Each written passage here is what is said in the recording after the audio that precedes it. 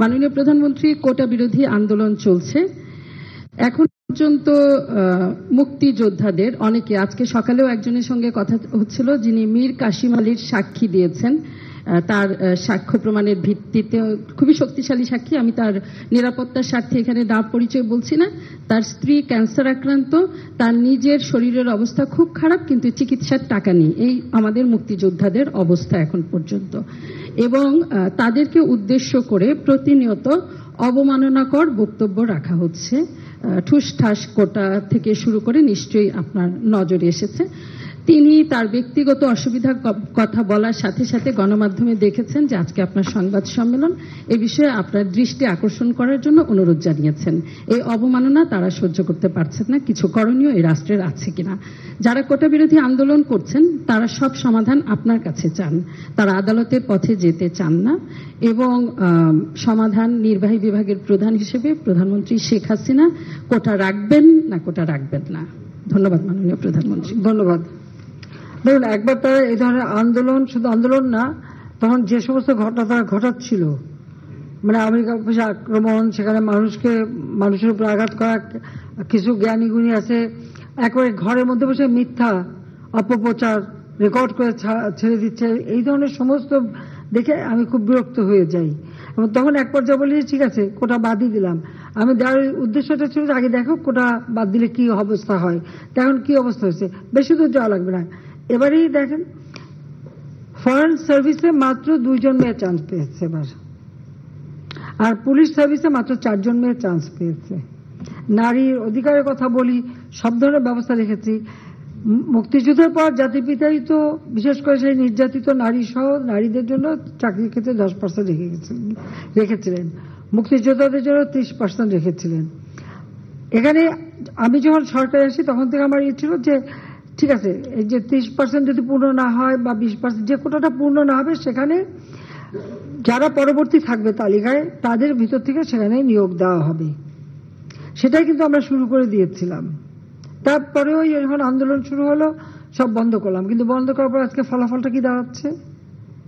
আর আমি একটা জিনিস আমি বুঝি না, সেখানে আমাদের দেশের নারীরা তো কোনোদিন সেক্রেটারি হবে ভাবেনি, ডিসি হবে ভাবেনি, এসপি হবে ভাবেনি, এমনকি কোথাও তাদের পদায়নও ছিল না।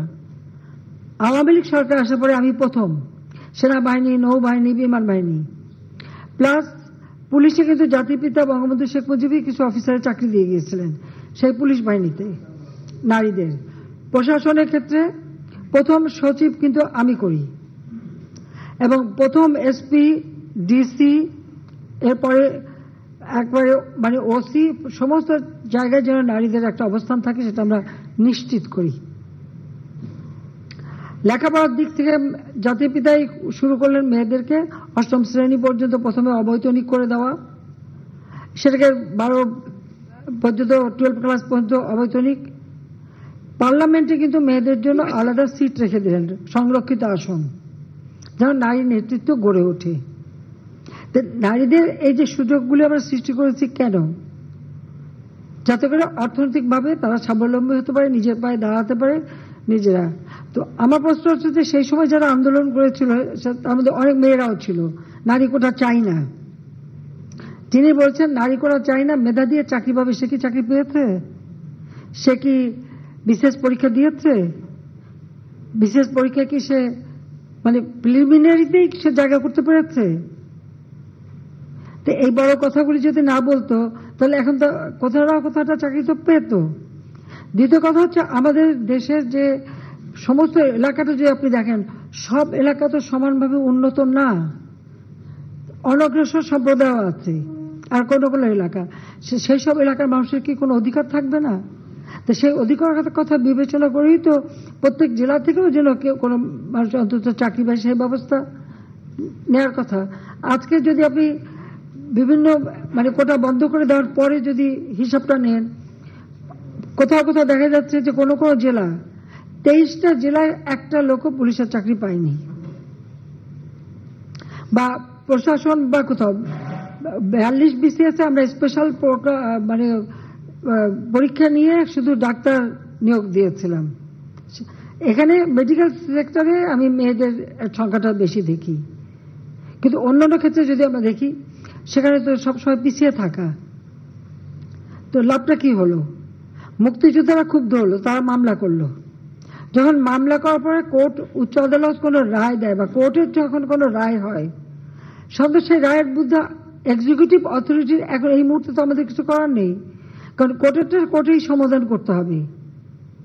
এখন যারা আন্দোলন করছে তারা তো আইন মানবে না, আদালত মানবে না, সংবিধান কি তারা চেনে না, বা একটা কার্যনির্বাহী অর্থাৎ একটা কাজ করতে গেলে তার যে নীতিমালা, বিধিমালা বা ধারা থাকে সেটা, একটা সরকার কিভাবে চলে এ সম্পর্কে কোনো ধারণাই এদের নাই, কোনো জ্ঞানই নাই। হ্যাঁ, পড়াশোনা করছে, ভালো নাম্বার পাচ্ছে, সেটা ঠিক, কিন্তু ভবিষ্যতে এরা তো নেতৃত্ব দেবে বা এই দেশ চালাতে আসবে, তাদের তো এই ধারণাগুলি দরকার। আমাদের সংবিধান কি বলে সেটা তাদের জানা উচিত। আমাদের একটা রাষ্ট্র পরিচালনায় কি ধরনের কাজ হয় সে সম্পর্কে তাদের কোনো ধারণা আছে? সে ধারণা তো আমরা দেখি না। আজকে যখন আদালতে চলে গেল, তা আদালতে সেটা সমাধান, এবং আদালত তাদের সুযোগ দিয়েছে, বলেছে আপনারা আসেন, আর্গুমেন্ট করেন, বলেন, তা আদালতে যাক, বলুক না, তারা রাজপথেই সমাধান করবে। আর আমাকে বলছে, আমি সত্যি কথা বলতে কি, আদালত যখন কথা বলেছে, আদালতে যখন চলে গেছে, তার যখন রায় হয়েছে, তো সেই রায়ের বিরুদ্ধে এখন এই মুহূর্তে আমার তো দাঁড়ানোর কোনো অধিকার নাই। এটা তো আমার সংবিধানও বলে না, আমার পার্লামেন্টও বলে না, কার্যপ্রণালী বিধিও বলে না, কিছুই না। যতক্ষণ পর্যন্ত আদালত থেকে সমাধান না আসবে ততক্ষণ আমাদের এখানে কোনো কিছু করার থাকে না। এটা বাস্তবতা, এই বাস্তবতা তাদের মানতে হবে। আর যদি না মানে কিছু করার নাই, আর রাজপথে আন্দোলন করতেই থাকবে, তবে কোনো ধ্বংসাত্মক কাজ করতে পারবে না। যতক্ষণ তারা শান্তিপূর্ণভাবে করাচ্ছে, কেউ কিছু বলছে না। কিন্তু এর বাইরে যখন কিছু করবে, পুলিশের গায়ে হাত দেওয়া বা পুলিশের গাড়ি ভাঙা বা এভাবে আক্রমণ, এগুলি যদি করতে যায়, তাহলে তখন তো আইন তার আপন গতিতে চলবে, এখানে আমাদের কোনো কিছু করার নেই।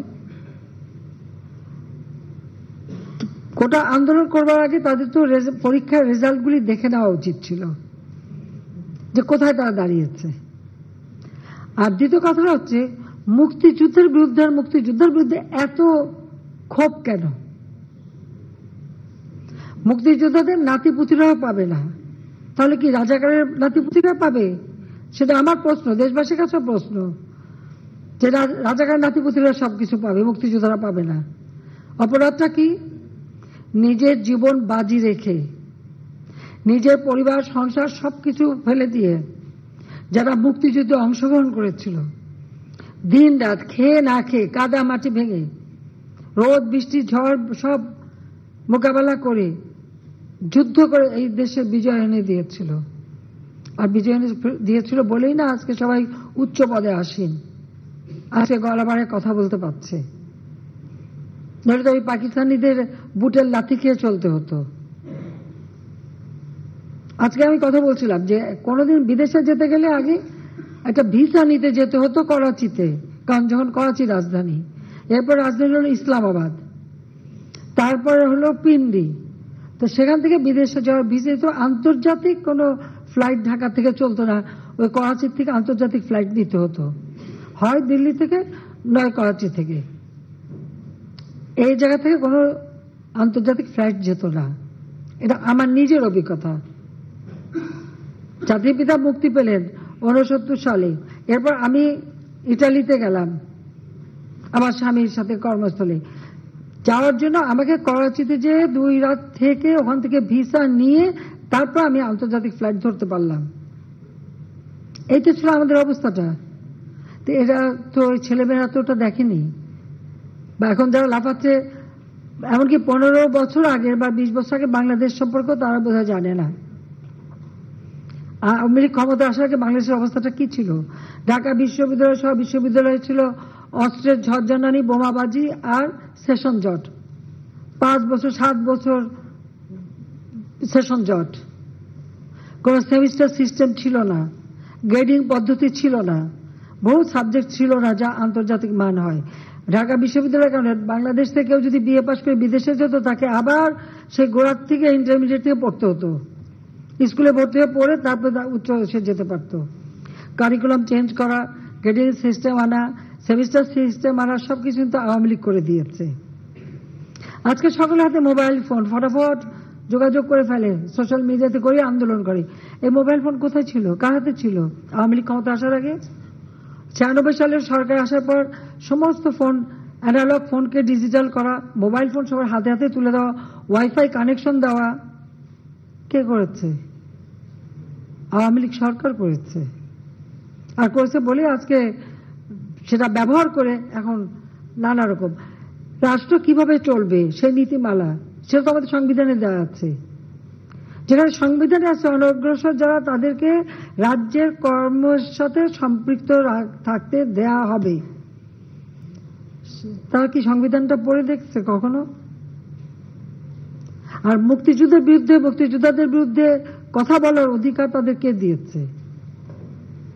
যে মুক্তিযোদ্ধা বললো, আমি তার সাথে সম্পূর্ণ একমত যে তারা জীবনে কষ্ট করেছে, কিন্তু দুর্ভাগ্যের বিষয়ে 75-15 আগস্ট জাতির পিতাকে হত্যার পর এমন একটা সময় গেছে যে মুক্তিযোদ্ধা বলতে পারেনি যে আমি মুক্তিযুদ্ধ করি, কারণ হাজার হাজার অফিসার সৈনিকদের জিয়া রহমান মেরে সাফ করে দিয়েছে। আবার তাদের মাথায় মানে কিছু কিছু পকেট করে নিয়ে তাদেরকে খুব তেল দিয়েছে, কিন্তু আসলে তো মুক্তিযুদ্ধের চিন্তা চেতনা সবকিছু তো মুছে ফেলে দিয়েছিল। মনে হলো যে পাকিস্তানের আবার প্রদেশ হয়ে গেছি আমরা, সেই জায়গায় নিয়ে যাচ্ছিল। সেখান থেকে বাংলাদেশ ফিরে এসেছে, জয় বাংলা স্লোগান ফিরে এসেছে, 7ই মার্চের ভাষণ ফিরে এসেছে। মুক্তিযুদ্ধের এখন ভালো লাগে না, মুক্তিযুদ্ধের কথা শুনলে তাদের মানে গায়ে জ্বর আসে। আর সবথেকে আরেকটা যে দেখলাম খুব অদ্ভুত লাগলো আমার কাছে, মুক্তিযোদ্ধার নাতি সে ভোট দিয়েছে মুক্তিযুদ্ধ কোটা ইউনিভার্সিটিতে, উনিও বলেন কোটা থাকবে না। তো বেটা তুই তাহলে পদে চলে আয়, পড়াশোনার দরকার নাই। হ্যাঁ, বলতে হচ্ছে তুই চলে আয়, তোর পড়াশোনার দরকারটা কি? তুই মুক্তিযোদ্ধার নাতি হিসেবে কোটায় ইউনিভার্সিটিতে ভর্তি হয়ে এমন বলে কোটা লাগবে না, তোকে তো ইউনিভার্সিটি থেকে বের করে দেওয়া উচিত। হ্যাঁ, ওকে ওই ইউনিভার্সিটি থেকে বের করে দেওয়া উচিত যে কোটা নাই, তোর পড়া নাই, যা বাড়ি যে বসে থাক। যদি লজ্জা থাকতো তাহলে আগে ইউনিভার্সিটির থেকে পড়াশোনা বন্ধ করে দিয়ে এসে তারপর বলুক যে কোটা লাগবে না। বিচিত্র এই দেশ, আসলে আমার দেশটা বিচিত্র একটা দেশ, বিচিত্র মানসিকতা। 6 ঋতুর দেশ তো, ঋতুও বদলায়, ভোটও বদলায়, আমার কিছু করার নাই।